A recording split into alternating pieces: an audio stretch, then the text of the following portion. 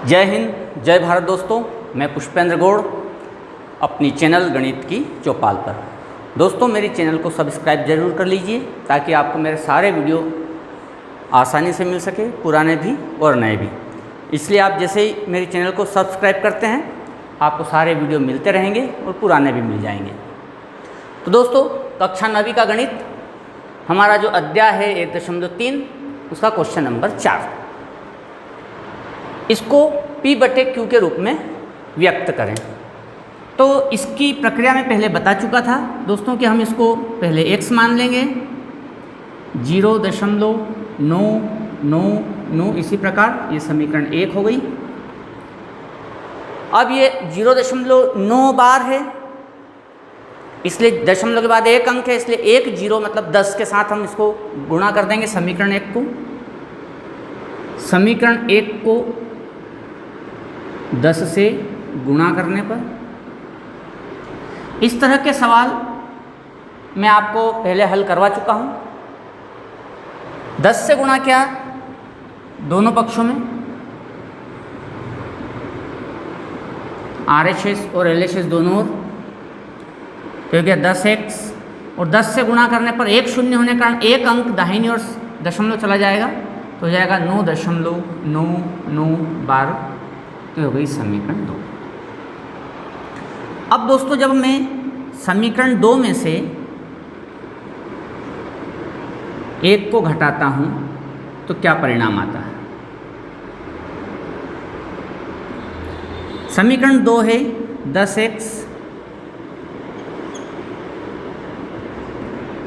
समीकरण 1 है x बराबर 0.999, इसमें से मैंने घटाया तो 10x में से गया x, तो 9x बचा, और दशमलव के बाद जितने 9 हैं उतने ही 9 नीचे भी हैं, तो ये एक दूसरे को 0 कर देंगे, बचेगा दशमलव के पहले, तो 9 में से 0 गया तो 9, तो x बराबर आया 9/9 मतलब 1।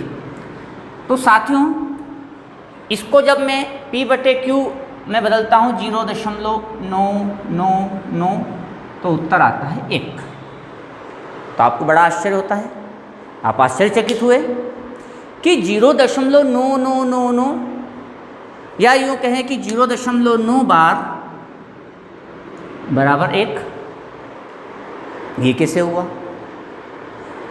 अब ये जो अलग हमें अंतर सा प्रतीत हो रहा है कि 0.9999 एक के बराबर होता है, मतलब 0.999 और एक ही बात है, ये आश्चर्य की बात होती है।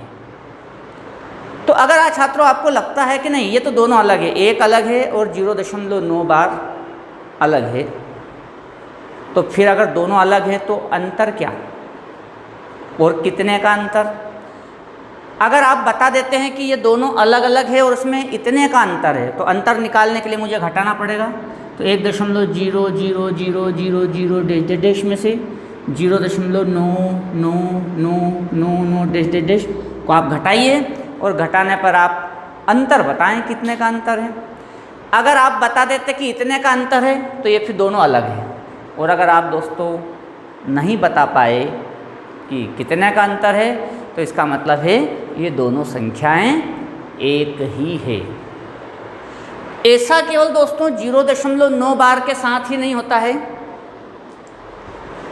कि 0.9 बार के साथ ही ऐसा हुआ कि 0.9 बार को हम 1 लिख सकते हैं, ऐसा नहीं है।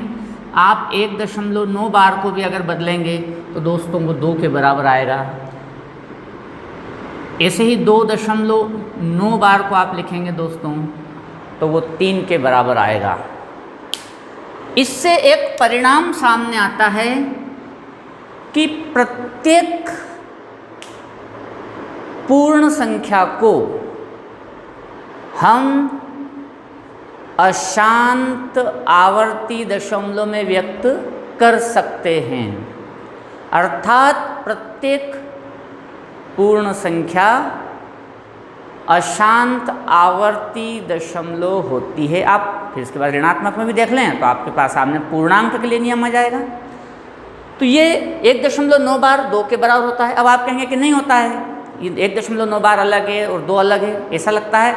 तो अलग है तो अंतर बताना पड़ेगा और ये भी बताना पड़ेगा कितने का अंतर है। जिस दिन आप बता देंगे कि इन दोनों में इतने का अंतर है, आपकी बात सही हो जाएगी। और जब तक आप अंतर नहीं बता सकते तब तक ये दोनों संख्याएं एक ही है। तो बड़े इंटरेस्टिंग क्वेश्चंस हैं, आप और इन सवालों को हल कीजिए। कुछ एक क्वेश्चन और मैं लेता हूँ, तब तक आप इस सवाल को ध्यान से देखिए और इसको समझने की कोशिश कीजिए। दोस्तों यहाँ पर हमने एक नई वैरायटी का प्रश्न लिया है। अध्याय 1.3 का प्रश्न नंबर 6 है कि P/Q प्रकार की आप कुछ संख्याओं के उदाहरण लीजिए जहाँ पर P और Q पूर्णांक हो और P और Q में एक के अतिरिक्त कोई अतिरिक्त उभयनिष्ठ गुणनखंड ना हो। तब Q की क्या विशेषता है ये आपको बताना है। तो यहाँ से दो बातें समझ में आएगी आपको कि साधारणतः परिमेय संख्या को भाग लगाने के बाद ही पता चलता है कि उसका दशमलव शांत होगा या अशांत आवर्ती होगा, ये भाग लगाने पर पता चलता है।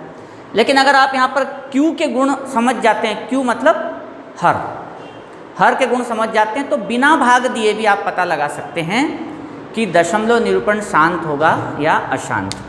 जैसे उदाहरण के तौर पर एक सवाल है 13/100, अगर आप इसका भाग लगाएंगे तो यह आएगा शांत दशमलव, लेकिन ये पता चलेगा आपको भाग लगाने पर दोस्तों। लेकिन बिना भाग लगाए हम कैसे पता लगाएं? तो इसका जो हर है इसके आप गुणनखंड कर लीजिए, केवल हर के, अंश के नहीं, हर के गुणनखंड किए तो मुझे इसके गुणनखंड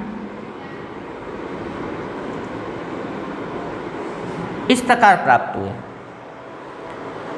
तो दोस्तों यदि हर के गुणनखंड केवल 2 हो, 2 से मतलब 2 गुणित 2 गुणित 2, गुणनखंड के अंक 2 हैं, या 5 हो या 2 और 5 दोनों हो, तो हमेशा शांत दशमलव होगा। अगर किसी परिमेय संख्या के हर के मैंने गुणनखंड किए और गुणनखंड करने पर हमें केवल वो 2 और 5 के रूप में ही मिलता है, या केवल 2 के रूप में, या केवल 5 गुणित 5 गुणित 5 गुणित के रूप में, या 2 गुणित 2 गुणित 2 और 5 गुणित मतलब 2 और 5 के रूप में मिलता है।